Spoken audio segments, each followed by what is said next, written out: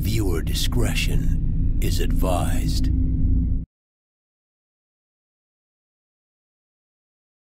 What if the government could decide when you were and were not entitled to a jury trial?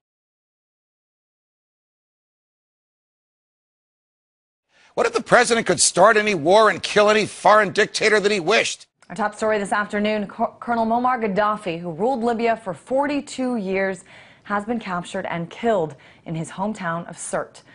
Now, all day long, there have been conflicting reports about exactly how this happened, but the very latest is that it was done when a U.S. drone fired a Hellfire missile at Gaddafi's convoy. What if government actually is the greatest threat to our safety and freedom and not, as it claims, the guarantor of our safety and of our freedom?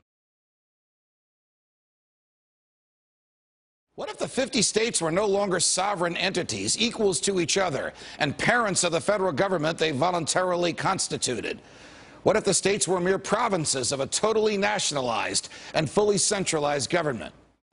The Bush administration's open borders policy and its decision to ignore the enforcement of this country's immigration laws is part of a broader agenda. President Bush signed a formal agreement that will end the United States as we know it. What if the government considered the military an adequate dispenser of domestic law enforcement?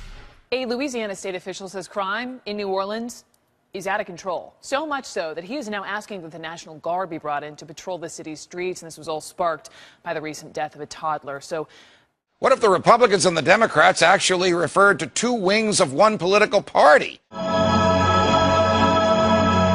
day of the dictator is over. The most important distinction in this campaign is that I represent real hope for change.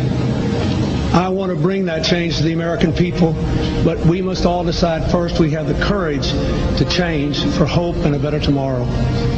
I think what we need to do is convince people who live in the lands they live in to build the nations. Maybe I'm missing something here. I mean, we're going to have kind of a nation-building corps from America? Absolutely not. Our military is meant to fight and win war. That's what it's meant to do. And when it gets overextended, morale drops. But I'm going to be judicious as to how to use the military. It needs to be in our vital interest, the mission needs to be clear, and the exit strategy obvious. The choice is between the right change and the wrong change, between going forward and going backward. My faith in the American people has been vindicated because they are ready for change. How does that grab you?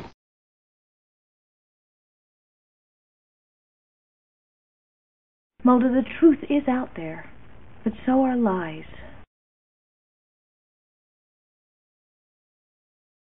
I can't. Not as long as the truth is out there.